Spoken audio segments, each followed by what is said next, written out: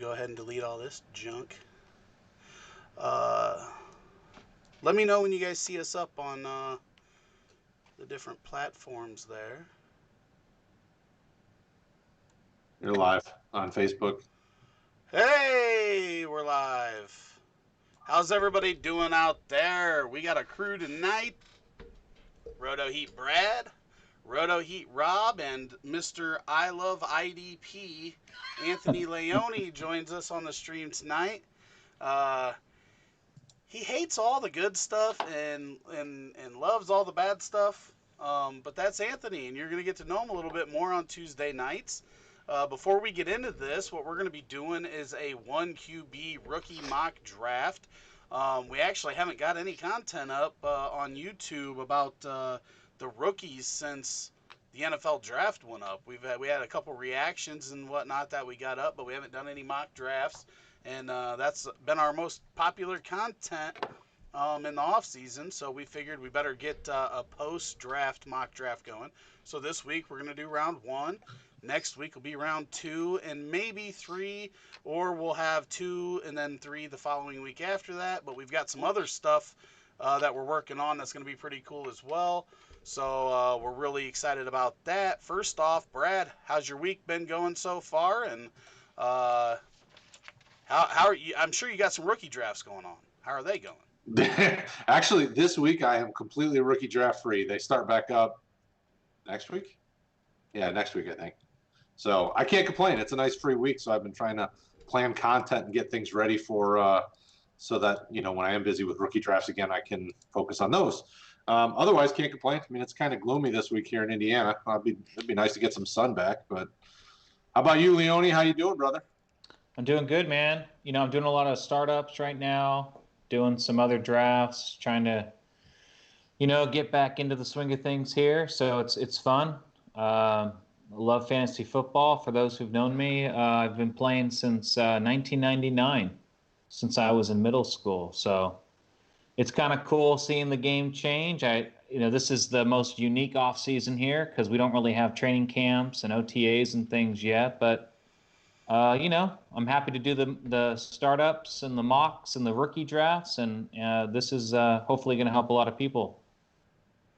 Yeah, it does look like all that stuff's going to be starting up here before too awful long, though. A lot of states coming out saying we're gonna start letting sports back, and surprisingly, even California came out and said they're going to let sports start coming back. So that's real nice because it looks like we're going to get every sport back, but the baseball players don't want to play. So yeah, don't know if we'll get MLB back yet or not. But Rob, what about you, buddy? You look like you need some sleep. Yeah, it's been a long day. That is for sure. So you got any drafts going on? I have one in progress with Leone right now. So. IDP. Interesting. No, IDP, not yet. Can't do that. But one going on, another one starting up. I think Friday, and so hopefully some others coming. I'm looking to do some more. So, got any spots? Let me know. I'll jump in. I think I decided I'm not starting anymore. So basically we started a new auction Superflex tight end premium on Friday. That's just a 12-man. Yesterday I had 2 rookie drafts, both my $250 entry leagues, 12 guys in each of those. Those finished in less than 24 hours though, so that was good. And then today, 96 V1, those 8 drafts started. And then tomorrow, V2 goes, so that's 8 more drafts starting. And then we've got the 48 team league on Thursday. And then the RotoHeat team Superflex on Friday. So this week was definitely full for me, and it reminds me that I don't know why I just keep starting new leagues and putting myself in this position to deal with all the nonsense that comes along with it, but it's fun for sure. Man, I love getting kicked in the balls. Oh, it feels so good. Yeah, it's one of those glutton for punishment things. Right. So, uh, you know what? We're gonna get right into this, and since this is the first time that I've been on stream with Anthony, we're gonna go ahead and let him make his first bad pick at number 1 overall. Dun dun dun. Well, Look at him. He's like, I knew that was coming. I love Why having- you gotta talk shit? No, I love having the first pick, and I think most people agree with me with this pick, but I know most of you guys probably don't. But first pick, PPR, you got to go Clyde Edwards-Helaire. I was actually on this guy before the rest of you guys were on this guy. I had him ranked pretty high in the first round before the Chiefs selected him. And I figured he'd get on a good team. I knew that he was going to be a first-round value, but his value totally slipped away when he got put into arguably the best situation in the league.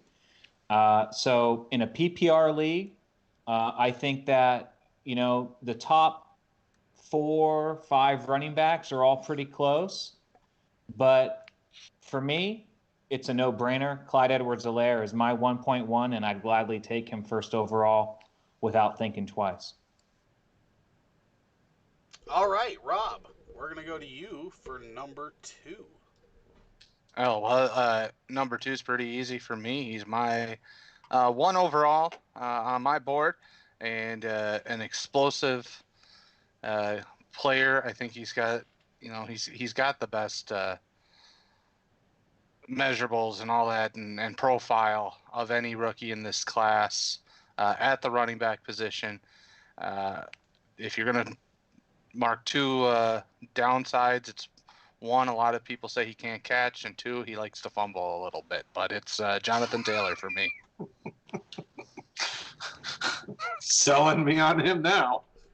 Yeah, I like that. I like how he doesn't say his name so I can get his name on the board, and then he tells this whole story about how great this guy is, and then he's like, yeah, but he does some stuff really bad. Hey, you know like, what? really bad. You like a guy who fumbles. You'll love this guy.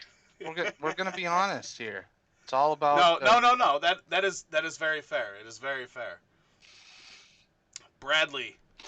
All right, so I'm going to go Cam Akers at number 3 because he's arguably the perfect fit for this terrible offensive line. Coming out of college, he played in an offense where they had no offensive line, so he learned to make something out of nothing. I think it's a good fit in a 1 QB. Running backs, typically are the premium, and I would easily agree with these first 3 picks and just taking running back. Yeah, I can't argue with anything that's went so far, but luckily my 1A, 1B with Cam Akers is still on the board, so this is where I'm going to go ahead and take J.K. Dobbins. I love the situation in Baltimore, even though we're probably going to have to wait a little bit for him to get all of the touches. I just think his skill and the running back paired with Lamar Jackson in that offense, we saw the touchdown upside in Ingram last year, and I think it's safe to say, like, Ingram's a good back, but at this point of their careers, J.K. Dobbins is better. And as he gets worked into this offense, there's going to be that huge touchdown upside. Plus, he can do a lot of different stuff, and very versatile. He's going to be able to catch the ball. He's going to be able to run between the tackles. He's going to be able to hit the outside some.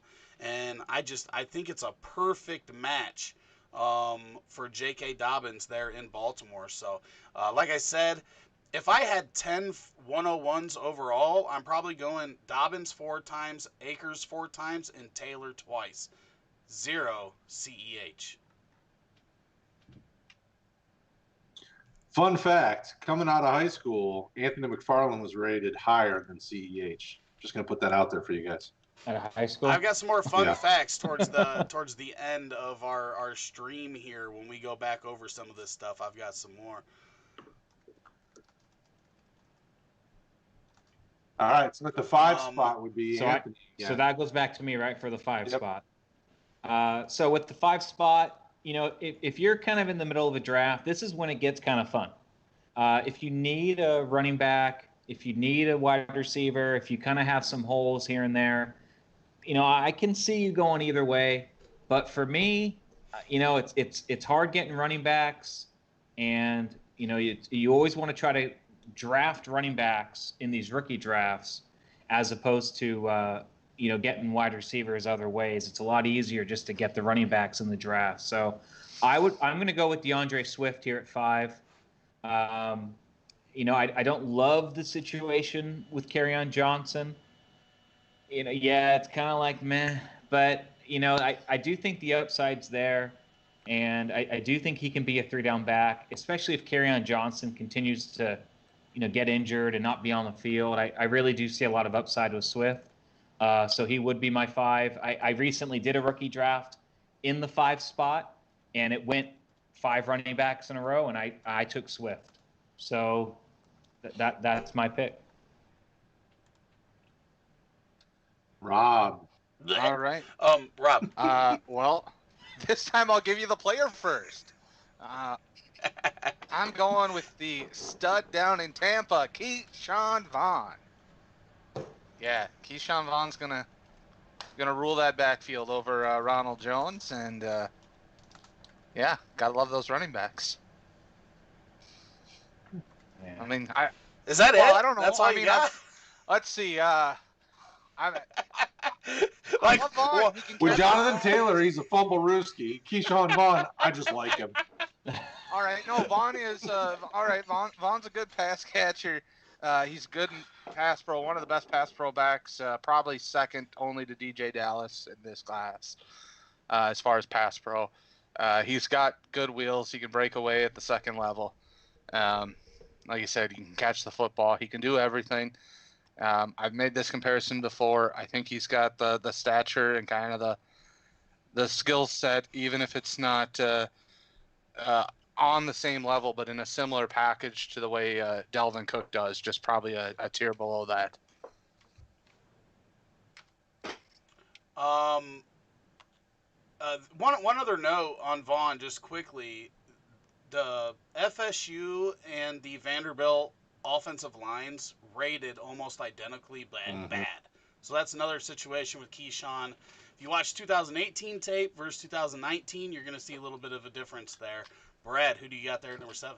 I'm super excited that all of the receivers that I like are sitting here. Obviously, I'm going to go Jerry Jeudy because he's my favorite receiver in this draft class. Everybody who's watched Rick and I talk about how much we like the route runners. He's the best route runner in this draft class. He went to a great situation. Being paired up with Cortland Sutton, I think is going to help him because teams can't double team any of those guys because they've got good tight ends. And there are I think this is one of those offenses that you're going to see in the next few years really boom if all these cards play right. So I'm excited about Jerry Jeudy here. That makes it pretty easy for me with CeeDee Lamb at number 8. I know a lot of people look at the landing spot and they're not excited about it because of Amari Cooper and Michael Gallup. But let's remember that, Cobb put up pretty decent numbers in that offense. CeeDee Lamb's much better than Michael Gallup and Cobb. Now, obviously, it might take a little bit of time, but the talent is there for him to have. Him and Cooper could be one of the best combos in football. And this was also the number 1 passing offense, at least for the majority of the season last year. But scoring offense, I think they ended up second or something in the NFL scoring wise. So the offense is fine. They're going to be passing the ball. I like the fact that they got Dalton as the backup, so if something happens, you don't have to worry about them guys not being valuable, because I think we've seen that Dalton can produce multiple receivers in an offense, and this would likely be the best offense that he's played with in his career. So, a lot of targets left. As somebody said on Facebook, 166 targets between Cobb and Witten. I think people overreacted initially to the landing spot, and I have no qualms whether somebody takes Jeudy or Lamb. first or second out of the receivers, and I think that they could go as high as, I mean, if somebody took them number 1 overall, like, I can't really argue with them. You should be trading back if you're going to do that, but I don't have a problem if anybody has them as their number 1 player in the class. You're losing value if you take them there in the draft when you could try to trade back. But CeeDee Lamb, number 8, that's my pick. Anthony, number 9, Zach Moss. Yeah, good pick. And no, not Zach Moss. Wah, wah, wah. I thought he was saying Zach Moss. Good pick. I was going to say that'd be the first pick I didn't love of this draft. No. I do like Moss, but not quite this early. He hasn't made it yet? Is that what you're saying? He's still trying to get here? No, not yet. Yeah. I was going to say 9. Wasn't that his 40 time? No, that was 90. Oh, I'm kidding. I mean, going here, it's kind of hard. I think if Vaughn would have slipped to this spot where he probably should be drafted, I think that would be a good pick. But since he got taken a little bit earlier, I have to go with T. Higgins. I really do have T. Higgins and Justin Jefferson kind of back to back. I keep trying to flip them in my rankings, but I really do like T. Higgins. I think it's pretty obvious with Burrow that they want to get him some quality receivers, and AJ Green is, I guess, maybe back, but they basically drafted a new version of AJ Green in T. Higgins. He has the size, he can run all the routes, he can play anywhere on the field. He just dominated in college. I think he's going to do the same in the NFL. So I would confidently take Higgins at 9 in our draft. Rob. Oh, that's a good number pick. 10. Going a little too early, Well, because you jumped to Higgins, it means I'm going to take Justin Jefferson. Even though I really thought I was going to get my other guy that I really love in this draft, but I do think Jefferson's in a position that he's going to be a stud, and I have him as my number 3 wide receiver, and filling that kind of that Stephon Diggs role that he opened up by moving on to Buffalo. Jefferson's a good route runner, catches a lot of balls. Amazing, think back, this kid was only a 3-star recruit out of high school, and how far he's come in his college career to now be one of the top prospects for the NFL, and one of the top draft choices, and one of the top fantasy prospects out there. Brad, number 11. I'll probably leave your guy for you because I'm going to go with the guy that I like more. I'm going Michael Pittman Jr. I knew it was gonna. I knew we were gonna be one way or the other. It was those 2 players. I was like, I know which ones are going to be here. Yeah, I mean, either one I like a lot. I just figured I'd let you say the guy's name that you like the most. So, I know. I'm a big Pittman fan, especially in Indy. They needed this kind of receiver, a guy that can be, a nice outside receiver that's got the red zone ability, and he's a leader at such a young age. I mean, if you looked back at his time at USC, he decided not to leave early because he wanted to lead his team into the bowl game. And I mean, just there's a lot of things to like about him, whether it's his character, on-field ability, the family pedigree of having the NFL family. There's a lot to like about him, and I think it's all sells me that this guy's easily one of the better wide receivers in this class and easily a first-round pick in my mind. Rick. 1 second here. I gotta reply to somebody about something important. All right. So, nope. I think everybody that watches us knows who I'm gonna pick here. It's pretty easy. I'm going with Jalen Reagor. Okay, so first off, we've heard some stuff about his drops. I'm going to get the bad stuff out of the way first instead of ending with the bad stuff like Rob does, where you're like pumping them all up and then you deflate them right at the end. But, we heard some stuff about drops, but on a serious note, in 2019, 31% of the targets to Reagor were accurate passes. 31%. That is brutal. Since 2018, 2017, I'm sorry, 61% of his passes were catchable passes. Third lowest in this draft class. Uh, just brutal quarterback play down there at TCU. So he doesn't have the big gaudy numbers. But, man, when you watch this guy with the ball in his hands, he does some crazy stuff, man. He's real athletic. He's real shifty. Once he gets the ball in his hands, he's like a running back.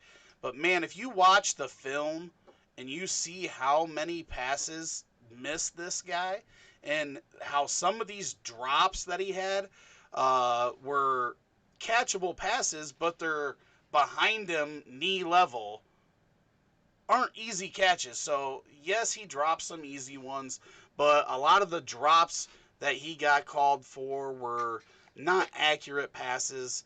Hamler, I'm sure we're going to talk about him one of these weeks, but he had a very similar situation too. It's just real hard for these guys when they're playing with bad quarterbacks in college.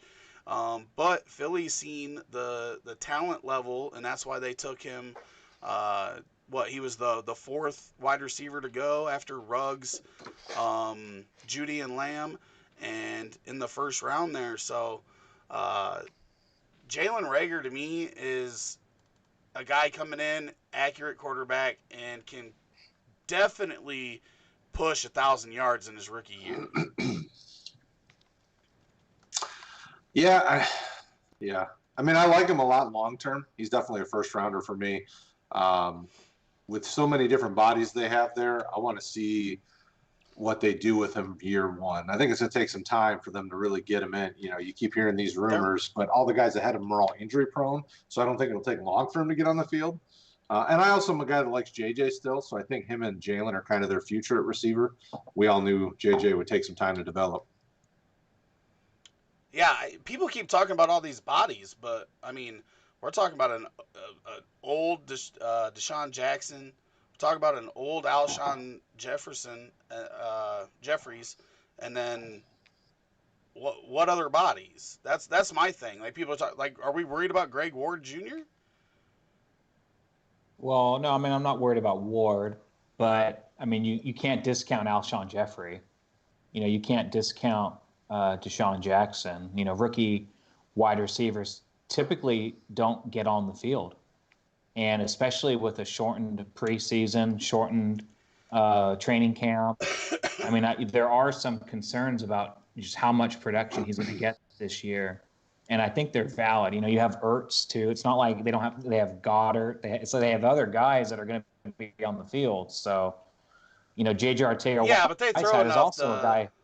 I mean, but you're also not mentioning J.J. Arcega-Whiteside, who they took last year, who they still need to get involved too.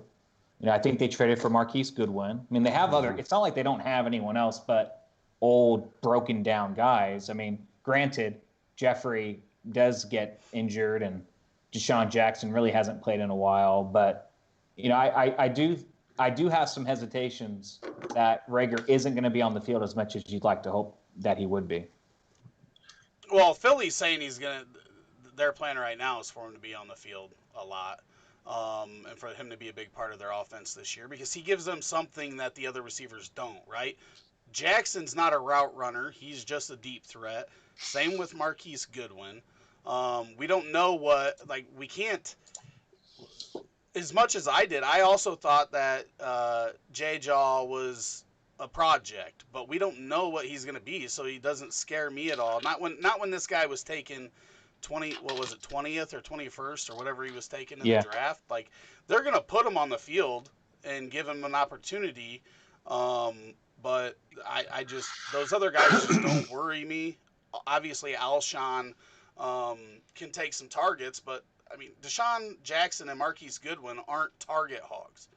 I mean, the Alshon and the tight ends, yes. Right. But that leaves a lot of targets to wide receivers that, I mean, look at how many Greg Ward got last year. I mean, come on. Well, I'm really glad that Anthony's backed off his Greg Ward is a receiver that's going to steal touches from Jalen Reagor stance from a few weeks ago. That was just part of his Philadelphia blasphemy that night. Not that I don't think Greg Ward's terrible for a slot guy, No. but Reagor is a dynamic threat that can run routes and help you in multiple ways, whereas most of the other receivers on this team are a little one-dimensional, like especially Goodwin and Jackson. And then, Alshon's not the deep threat that he used to be, so he's even a little, one-dimensional at this point of his career. I don't think so much as much as the other two, but anyways, Well, which pick was? Can I ask a question real first, since we're talking about Reagor real Yeah, quick? Rick, since you like Reagor so much, would you have taken him over Higgins? I mean, would you have taken him? absolutely. Yeah. See, I take Pittman, Jefferson, and Reagor over Higgins. Yeah, Okay. that was.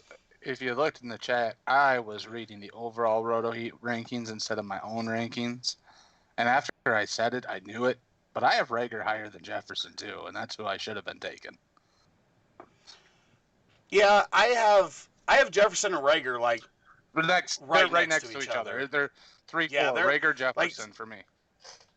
yeah, because like I have interchangeable. Jeudy Lamb like 1A, 1B. Like I'd probably, if I had them come up both on the board when I'm taking one of them, I'd probably go 50-50. Same with Jefferson and Reagor, and then really Pittman and Higgins like the same. They're none of those guys, but they're a tier. There's 3 tiers there for me, and it's Jeudy Lamb, Jefferson Reagor, and Higgins Pittman, and I would try to get shares, but I actually think that I've only missed Pittman in one of my drafts so far. I think I've got him in well, 2 of them that I didn't have picks in, but I think I've got him in 4 of 7 drafts so far, and the 4 I actually had picks in to get him, but yeah. I love In it. my experience with my drafts that I've done, it seems like Higgins and Pittman are the two guys of everyone we've drafted that tend to fall the most. Are you in Superflex drafts? Because they're going in the first round of my 1 QB drafts, whereas they were like, 203 to 205 ish in regulars, and then some, have Ruggs going ahead of them, and there were a couple, obviously in Superflex. You also get Herbert and Tua and Burrow in there Right. that pushed them back a little bit, but. Yeah, of all these guys, the only one I haven't really seen fall or slip any is really Jefferson, and not quite so much Reagor. But it seems like Higgins and Pittman, at least, and it's just too anecdotal, but those are the 2 that I've seen kind of slip more than anyone else on our list that we've drafted. Yeah, I think they're the most volatile when you're talking about like draft, most variant, I guess I would say. Right. Because I think the thing that I like about these receivers that we took, and I like how we kind of went 6 running backs to start and then 6 wide receivers to close out this first round, but I think these guys are fairly safe, right? I don't know that any of these guys have like top 6 wide receiver upside, like especially consistently, but I feel like they've all got solid floors, and that's why, like, somebody in the chat asked, like, why aren't you guys high on Ruggs? And it's because that floor is literally nil. It's non-existent fantasy production. He has a high ceiling though. I understand that. When I'm especially in a class like this, like I don't want to miss in a class like this because my opponents are getting better in this draft because there's so many good players to draft. If you're the one missing, like it's a double whammy, and I want to limit that as much as possible. Obviously, any of these guys can miss. We could see 4 of these running backs turn into Trent Richardson. I don't think it's going to happen, but you could. You could see 3 of these receivers turn into Kevin White. Who knows? Injuries, whatever. It's the possibility that we have, but I feel like the guys that we have in here are safe guys that are going to produce, even the guys that I don't like, which comes to the next question. Anthony, which pick do you hate the most? Yeah, I've already hinted at it, and it's Vaughn at 6. I don't know. I've watched the tape. I've debated with Rob previous to this. I've gone back. Like, am I missing something here? Like, what is it that Rob likes so much about this guy? And I don't see it. I mean, I get there's upside. I get the opportunity. I understand the offense and what the opportunity he has to get touches. Like, I get it. But when I watch the tape, like nothing really jumps out at me. He's not the fastest guy. He doesn't have the best hands. I mean, He has pretty good hands. he doesn't have the best hands. I mean, we're talking about a first-round pick. I compare Vaughn. I just don't put him next to those top 5 in this class. I just don't. So to take him above guys like Jeudy and Lamb and Higgins and Jefferson, like I don't get it. I mean, I can agree with Jeudy and Lamb. I can agree with that. I wouldn't take him that high. Yeah, I mean, if you need a running back and you're in the 6th spot, like I get it, but like we were just talking about the other day, just go for best player available at that point, and then you'll likely be able to trade them for, if you're at the 6th spot and you need a running back, well, just take Jeudy and then trade Jeudy to someone else who has a surplus of running backs, and you'll probably get a better running back than Vaughn anyway. So that's the way I would play it. That, for me, this is by far the worst pick of our mock draft, in my opinion. The only thing out of that whole thing that I can agree with is not taking him over Jeudy and Lamb. I think when you watch it, Paul made a good point there in the chat on YouTube. He beat 8-man boxes in the SEC with Vanderbilt. The deck was stacked against him, especially in 2019. We've talked about it with Cam Akers and the bad offensive line for FSU and how the deck was stacked against him. Vaughn had it even worse. He played on a worse overall team, and he played in the strongest conference in football. And he can catch. He's got very solid hands. He's a pass blocker. And then somebody else said that Arians doesn't like rookie running backs. I'm playing Dynasty. So I love the talent, and while he as a rookie he may not get all the work his rookie year, he comes in there and he's the best running back in that running back room from the get-go. And even if it's a situation like David Johnson his rookie year, which David Johnson, I'm not sure how much further. I can't remember where David Johnson went in the NFL draft, but he didn't have the capital, if I remember correctly, that they spent on Vaughn. But I think you can do everything, and I think that you got to kind of look deeper with the 2019 tape because it doesn't look good, but man, Vanderbilt was bad. Out of 132 Division I teams, I think FSU was rated 130th offensive line, and Vanderbilt was 128th or something. Like, they were terrible, just terrible. Brad, who do you hate the most? And really, it's such a tough thing because when you're looking at the first round, I don't really hate any of these choices. Where they win in these drafts, I think, obviously you guys have banged the Vaughn drum at 6. I wouldn't take him at 6. So I'll probably go. Whoa. I didn't beat the drum at 6. I said I wouldn't take him that high. Well, yeah. Don't say you guys. Well, That's Rob. You put that on Rob. I'm saying he's saying the drum that you didn't like him there. Like everybody's saying I didn't like him at 6. So I'm not going to add on and say I don't like him at 6. I wouldn't take him at 6 gotcha. for sure. I'm the only guy on the team that probably isn't a CEH fan. Like I just don't know what it is about him that when I look back at my pre-draft evaluations, I kept comparing him to like the JJ Taylors of the world, which is another rookie that was coming out. Kind of a smallish guy, was tough, liked to run between the tackles, could be a nice backup for a long time in the NFL. Like I just didn't see, just like everybody's loving the fact that he went to KC and Vaughn went to Tampa Bay. Both of, basically what Anthony said about Vaughn could be used in the same light as CEH. Great opportunity, great position. I'm still taking Jonathan Taylor and probably Akers ahead of him. But I don't hate. I mean, I don't hate the pick. Opportunity's there for him. I just don't. I wouldn't take him at 1 overall. His upside is humongous being in that offense. We know what that offense produces running back wise, but I completely agree. He is wide receiver 4 for me. I mean, running back 4 for me.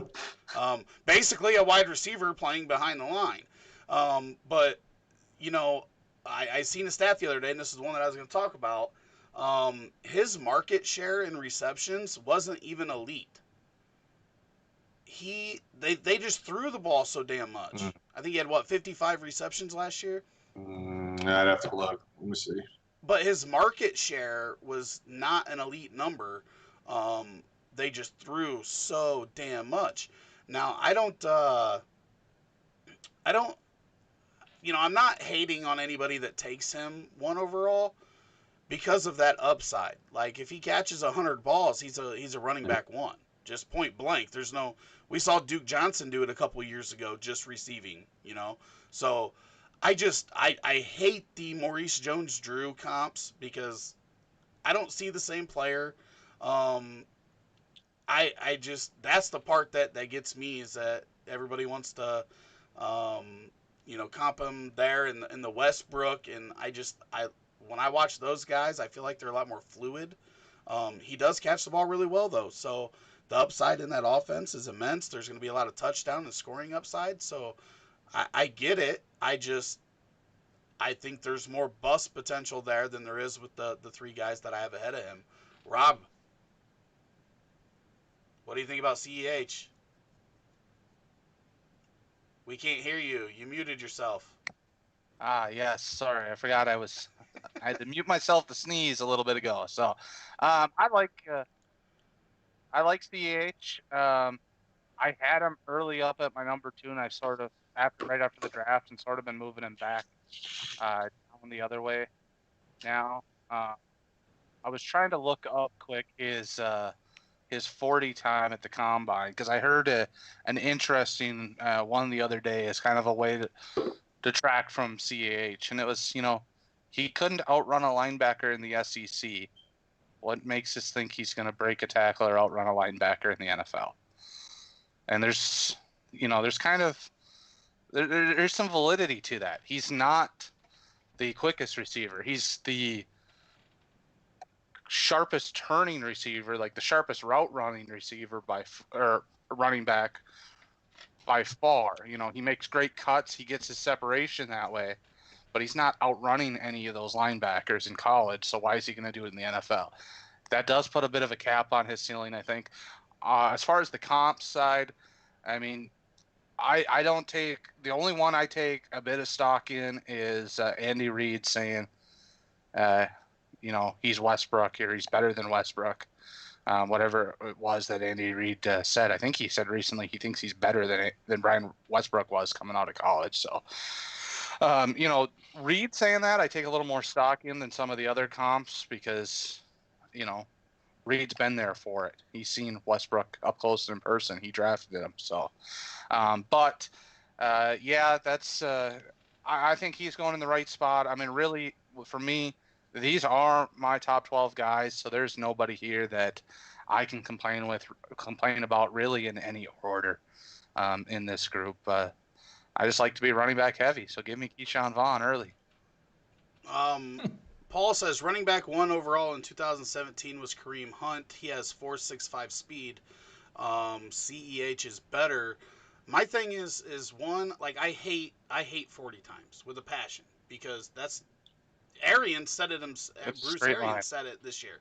So I don't care if you run a 4.40 if you play at a 4.7 game speed. Like it's what you do on the field is what matters when it comes to speed. So I think that straight line speed is very overrated. When I watch them on the field, that's the speed that matters to me. But also, Kareem Hunt is a better runner than I think CEH will ever be. So that would be my only difference there with looking at the chat. I'm a guy too. Like all these guys landed in good landing spots. Jonathan Taylor has one of the best offensive lines in the league. Cam Akers is in an offense that we know is going to use the running back to catch the ball. Their offensive line needs help, but hopefully that'll improve, year 2, 3 in his career. J.K. Dobbins already talked about with Baltimore. Swift is my pick for the one that I probably like the least between him and Higgins. I just Vaughn jumped him. Swift was my running back 4 pre-draft, and then Edwards-Helaire and Vaughn jumped him with the NFL draft with the landing spots, because I think we have a New England 2.0 there right now. We don't know. I know Brad's kind of hoping this is the last year with that coaching staff, but if Stafford's healthy this year and they play decent, then it probably just gets him a longer tenure. But I just don't know how they're going to use running backs there. And we thought that, if they're going to be like New England and use them the same way, like I thought they were going to use Sony Michel a lot more when they took him in the first round, and that didn't matter. They still do that New England thing with the running backs. So that worries me with Detroit. It's one of the only spots, the New England spots, the Detroit spots, and a couple of their spots are the only ones that really worried me going into the draft. So at 5, man, I would rather have Vaughn, Jeudy, Lamb, Jefferson, Reagor. Like, I'm taking all those guys ahead of him. I would probably have him around 10th in my board. I will say I wrapped up a 16-team draft a little over a week ago, and I was at the 1-7, and Swift was there, and man, I tried to trade this pick so bad. I went to every owner behind me. I was like, hey, anybody that needed a running back, I was like, hey, nobody would trade for it. Like, I couldn't do anything. I was like, well, I have to take him at the 7th spot, because at that point, I think Jeudy was gone. No, maybe Jeudy and Lamb both were gone. Akers and Taylor and CEH, like guys that I'm like, man. So I wound up taking him at 7, but I just wasn't excited about it. I had that same exact spot in a super flex, and I took Vaughn and left Swift on the board. I got Vaughn at the 12 in the league, but it's hard for me to see him in the top 10, because I still like Swift's talent better than Vaughn's talent. And my hope and belief is that Detroit's going to be changing their staff after this year. So, I took him going, okay, Swift with a good team, he'll be fine. This team, he's not fine. With a good team and Detroit in the same sentence, I have a hard time believing it. So he'll be good for his second contract. Yeah. So 5 years from now, when he gets out of Detroit and he's only had 420 touches in 4 years, he'll be nice and fresh for whoever he goes to next. Lock it up. But I didn't love the talent before the draft either. Like I was trying to find ways to put guys in front of him before the draft. So the draft just sealed it with Kansas City taking one and Tampa Bay taking one. Those were 2 of my 3 favorite spots for one, because I didn't really know if Baltimore was in there. Baltimore would have been up there, but I loved the Rams. I loved Kansas City and Tampa Bay. I didn't really want Kansas City to take one. I didn't think not that I didn't want them to. I didn't think they needed to. They know how to use running backs, though, so that's why I can't really argue with the CEH at number 1 if you've got them there. Okay, Anthony, back to you. Outside of your picks, because I know you're just going to be like, I like CEH at number 1. Which pick did you like the most that wasn't yours? That wasn't mine. Well, you know what? I'm gonna go with Akers at 3.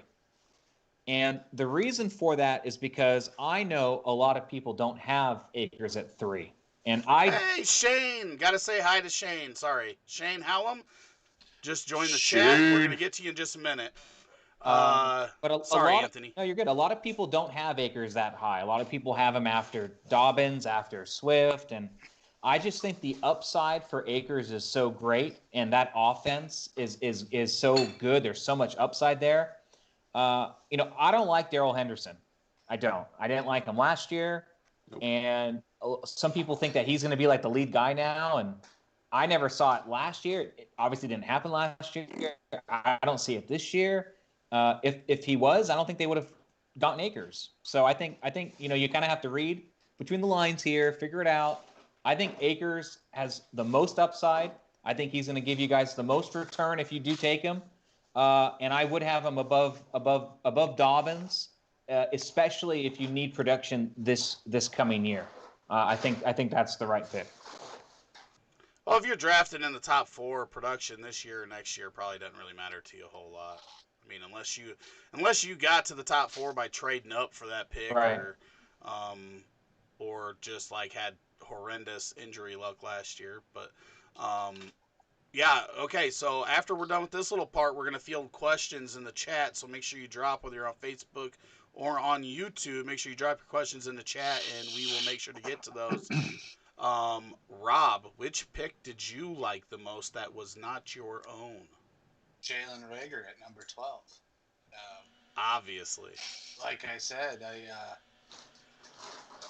in my sleepy state of mind here this evening, I didn't look at my own rankings. I looked at the team rankings and drafted off that, and wasn't thinking about my guy Reagor, because I think I'm about as big a fan as Rick on Reagor, and would have taken him at the 10 spot and felt pretty lucky. But like I said, that's kind of a tier for me, Jefferson and Reagor. So I like Reagor in that spot. I think I have Higgins and Pittman the next tier, kind of 2 wide receivers per my top 3 wide receiver tiers. So for him to go after those 2, that's a pretty good pick in my opinion. I really enjoyed it. Brad. Yeah, you did. I'm gonna go the T. Higgins pick at the 9 spot, because I'm a big T. Higgins fan. I think he went to a perfect situation with Joe Burrow. I don't think AJ Green is really, much of. I mean, just like you with Reagor and Philly with Alshon and Djax, same situation here. Like, there's just not a lot that entices me about what's ahead of him, other than I like Tyler Boyd. I think Tyler Boyd is a good receiver, but they're both different styles. I think the Higgins-Burrow combo long-term is really going to provide value. Again, we're splitting hairs. All 12 of these guys are all worthy of these positions. I really like T. Higgins a lot, and I've tried to get him everywhere I can. I think I got to go with CeeDee Lamb, and this is really like a combo of CeeDee Lamb and Jeudy, honestly, because I think that Swift and Vaughn should both be after those guys. So if I'm sitting at number 8 and CeeDee Lamb falls to me, like, I'm going to pee a little. I'm going to get so excited to slam that draft button. Like, I'm not even going to be – I'm going to be like that happy dog when you get home that dribbles all over the floor. Like, number 8, CeeDee Lamb, possibly the best receiver in this class. Like I said, I've got those first 4 running backs there, no problem. I think that Vaughn and Swift should be more in the probably 8 to 9 range, depending on where you're at. Now, I do think the talent is so close that we're splitting hairs for a lot of them. But man, if you're at 7 and 8 and you get Jeudy or Lamb, you cannot be upset. You cannot be upset. So it's really like a combo there, because I feel like they're the same guy, and it's a little bit late for both of them. So those are both great for who. Oh, I made Lamb, didn't I? So I got to go Jeudy. I didn't even remember. I was the 8th. Yeah, I was gonna call you. I gotta go Jeudy. After all that, I gotta go Jeudy. But it was really the same deal with either of them. It's just too far. I think they should be 5-6 probably in most drafts. Make sure you check out the Facebook chat.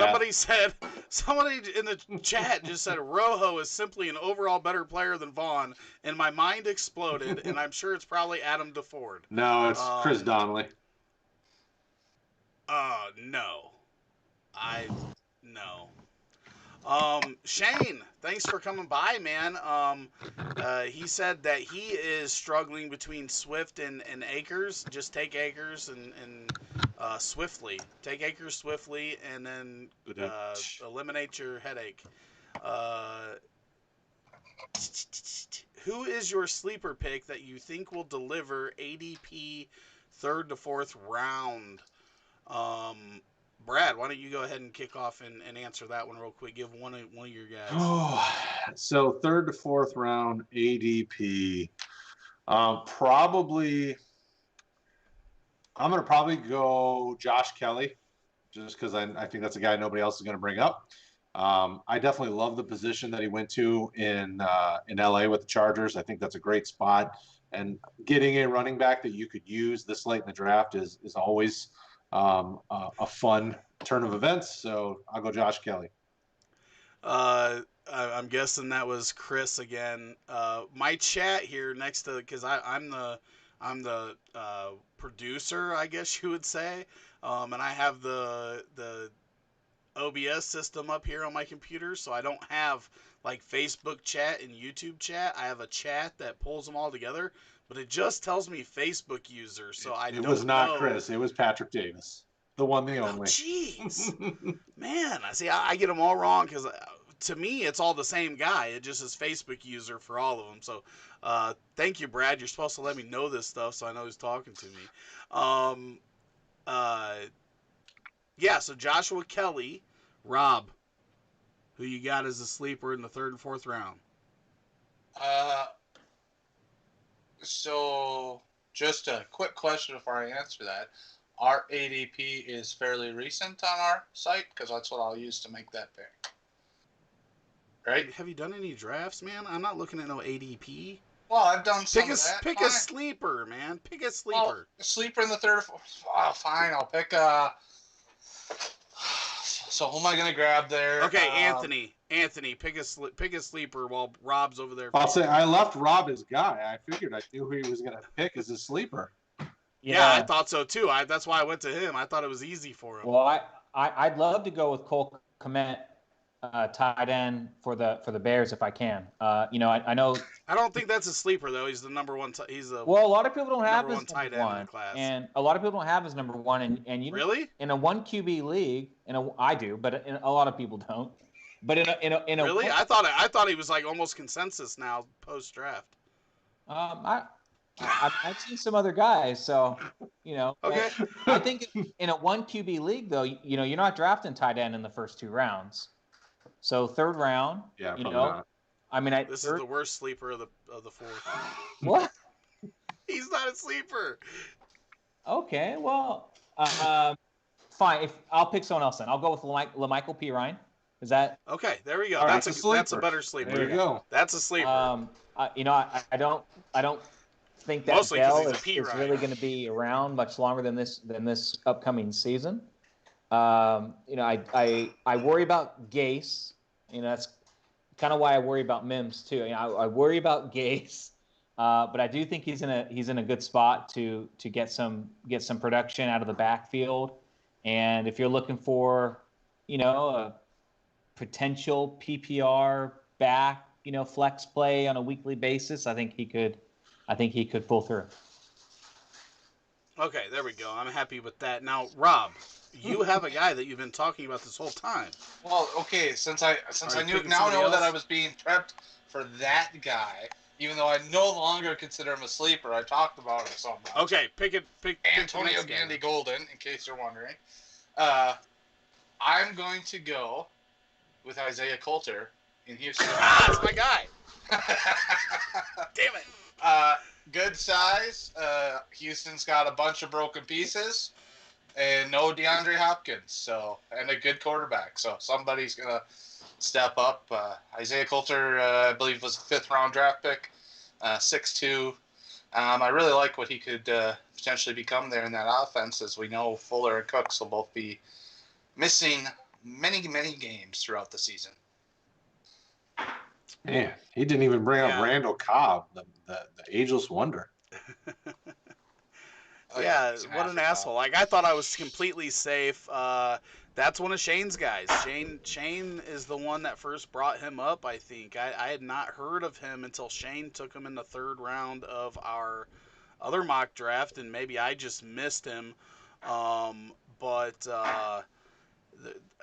this group is great because there's a lot of guys that could be that guy.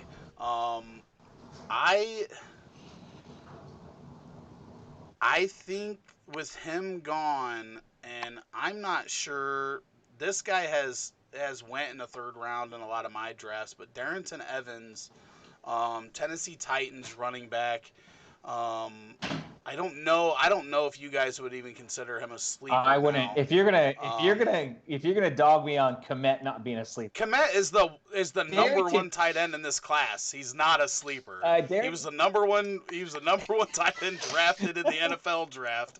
He's not a sleeper. That's like, I'm gonna pick Clyde Edwards-Helaire as my sleeper. No. No, one QB draft. You don't take tight ends.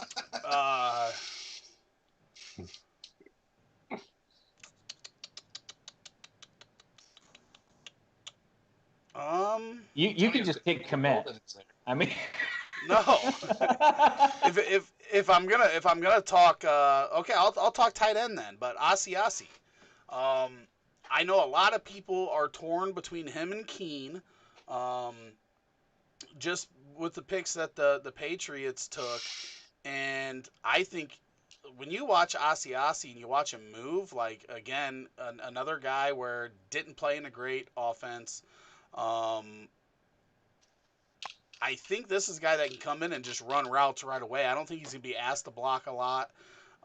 And we know that the Patriots, they need some weapons on the offense. You know, Sanu's up there, Edelman's up there. We don't know what Harry is yet. There's not a lot of long-term guys that we're confident in there.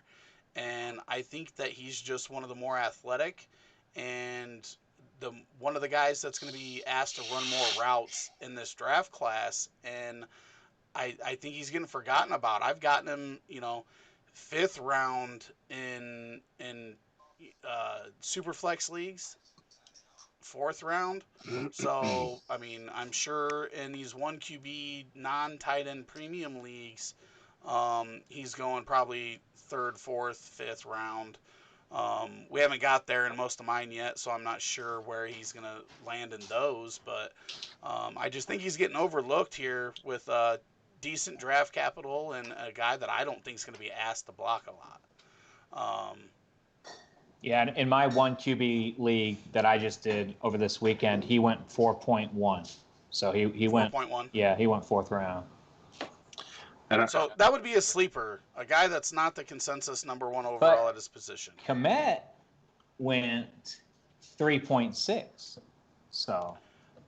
Yeah, but that's because it's a weak tight end class. Well, yeah, I'm not saying that they're not going later, but I have yet to see Komet go for either cheaper in an auction or behind any tight end in rookie drafts this whole year. Like, he's been the first tight end or the most expensive in auctions out of all the rookie tight ends in every draft that I've done so far. Well, I know. So I don't think he's really a sleeper. I know some people have Adam Trautman higher just because they like the situation and, with Jared Cook in New Orleans. So I've seen him ranked higher than Komet, but I like Komet more. I think everyone here does too. So I get what you're saying.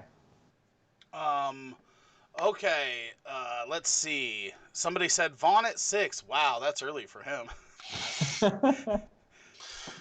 75% of us agreed, but,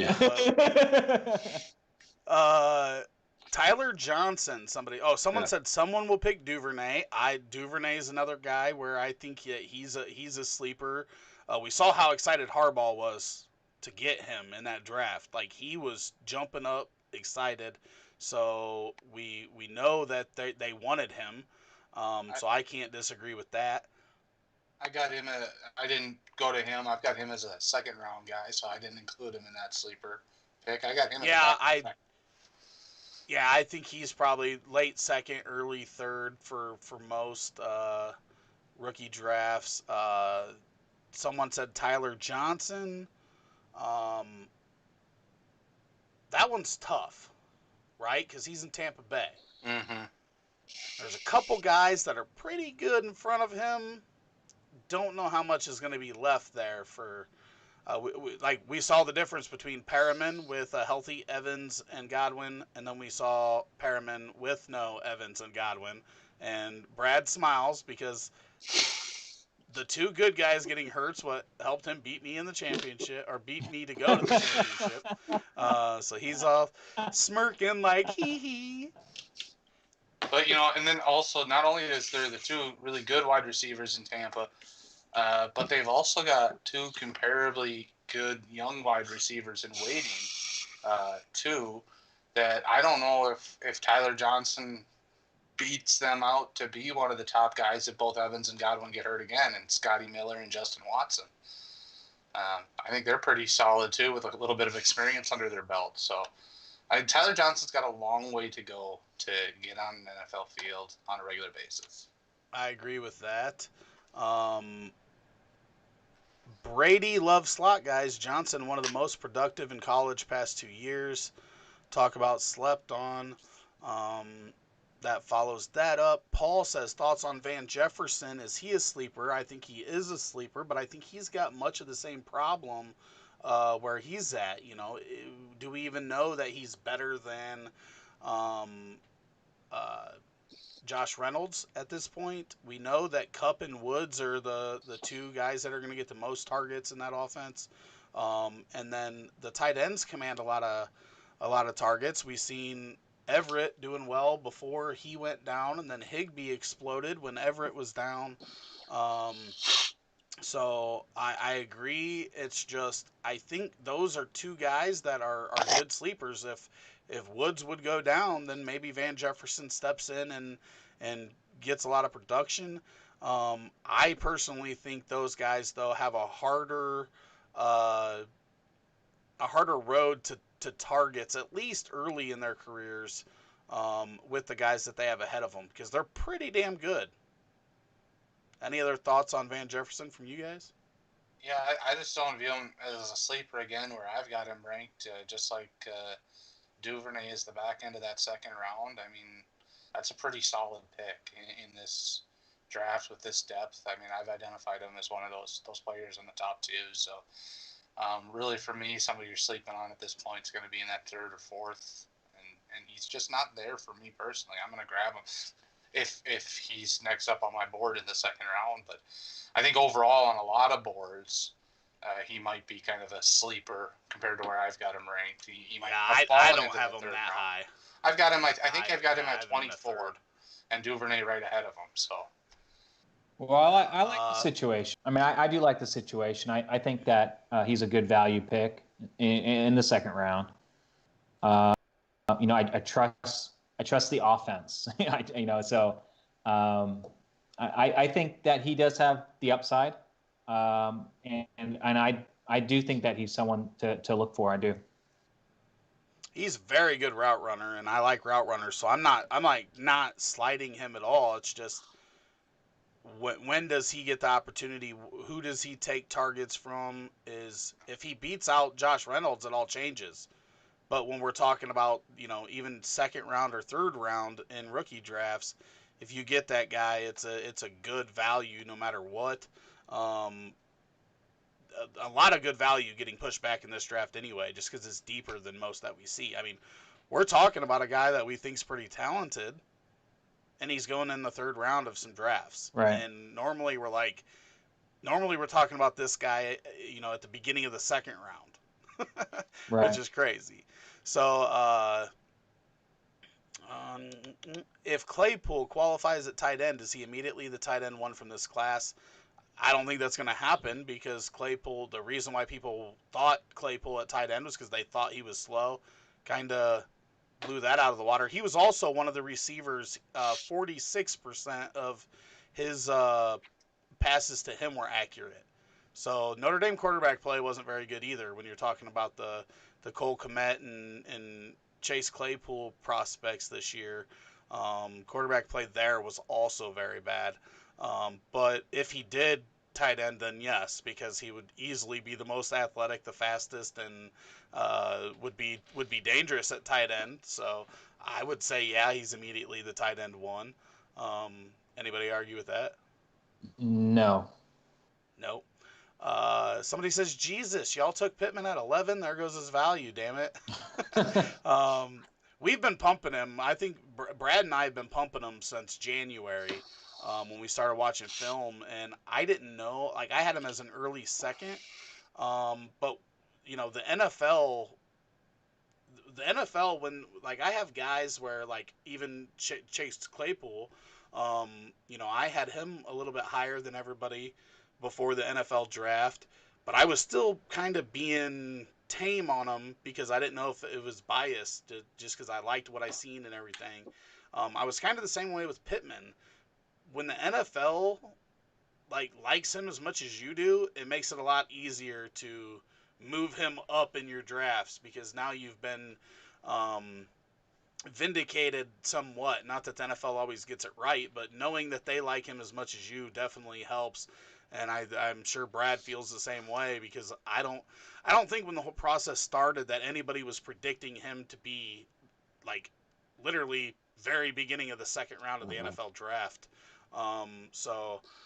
So yeah, it was easy for me to move him up there because him and Higgins went like right next to each other in the NFL draft, and I already thought they were like real similar players. Pittman was a little bit faster in his 40, but they're both tall, 6'4", um, running similar speeds and similar wingspans and everything. So I like them right there next to each other. Um, I don't see Claypool playing tight end. Just doesn't make sense considering they have Ebron and McDonald. Very true. Um, yeah, and I did. Paul makes a good point. Jefferson, if the Rams are going to be in cap hell, do they re-sign Cup and or Woods? I think that they definitely do Cup since he's younger. But um, I was watching Pat McAfee show today, and they had a guy on from VaynerMedia, and with the way this whole COVID thing is hitting the NFL and all sports, um, there's the potential for a lot of teams to, if they don't feel that they're competing this year, to cut a lot of guys leading into the season because of what they're going to have to do with the money for this year. Um, and we could see a lot of guys that we would normally not see get cut depending on how this works out, uh, we could see a lot of those guys get cut leading up to the season because next year they're going to have to, if they play with no fans, they're going to have to lower the cap next year. And it's going to give players freedom to go to other places this year. It could be very awkward. So, a lot of stuff that we talk about now, if this COVID situation continues and they're not going to be able to play with fans, could get wrecked. We could see a lot of veterans with big contracts, non-guaranteed contracts, get dropped and teams get out from under that money. Um, more Adam Trotman, Harrison Bryant as well for tight end sleepers. Bryson Hopkins could develop. I wouldn't disagree with any of those myself. Any more points on those? Any last questions, guys? We're at an hour 10. We're going to try to cut this off here. Better get them in quick. Some news, though. We are currently working on a new schedule for live streams. Don't have a start date yet, but we are going to have streams basically 5 nights a week, starting at 9:30 p.m. Eastern every night of the week. One night will be IDP, one night will be Devi, one night will be Dynasty, one night will be Redraft, and one night will be DFS. So we've got a lot of stuff in the works coming up. Obviously, during the season, we also do Sunday morning. So, we got a lot of stuff planned there. Tomorrow night, I'm going to be sitting down with my good buddy Ray Flores. Ray has worked for ESPN. He has worked for HBO, Showtime. Um, Fox Sports as an announcer for boxing and MMA. He's done everything from I met him at local shows when he was kind of first getting into his career, and he's worked his way all the way up to working the Floyd Mayweather and Conor McGregor fight. So he has kind of an inside view of a professional sport that we're going to be able to kind of pick his brain on how that's being affected by COVID as boxing, which is what he's doing most of now, gets back into the swing of things in July or June, I think he said. We'll talk about that tomorrow night at 9:30 p.m. Eastern, though. It'll be real fun. He's a great guy. He's a funny guy, and you guys are going to love him. And then Shane Hallam says RotoHeat for life. We may not agree on Vaughn and Reagor, but Shane has been a big supporter from fakepigskin.com. He's come on a couple shows, and I think there's some more coming in the future with Shane, a very, very good scout that I respect a lot, even if we don't agree 100%. Jason said, let's get ready to rumble. Paul says IDP Monday through Sunday, Sunday through Monday, and you're on the Sunday show by yourself and on somebody else's show.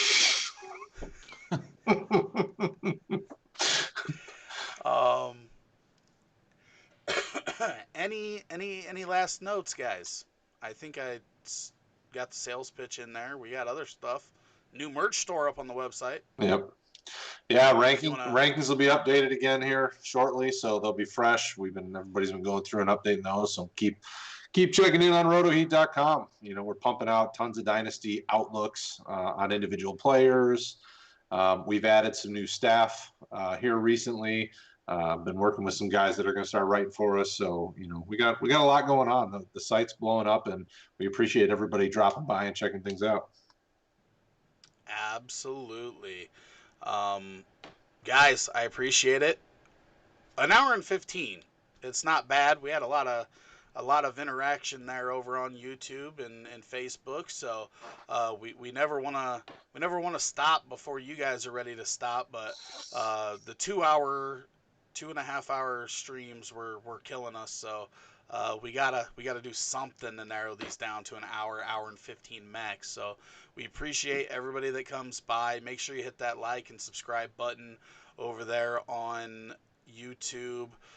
Share us with your friends and go to the website. Check out the new merch store. We got mugs. We got phone cases. We got shirts. A bunch more on the way. You can even buy your baby something. So we got to work on some Rick bobbleheads. Rick bobbleheads. Get it. No, but can No, mine go like this? Yeah, it's this way. Can mine go like, no.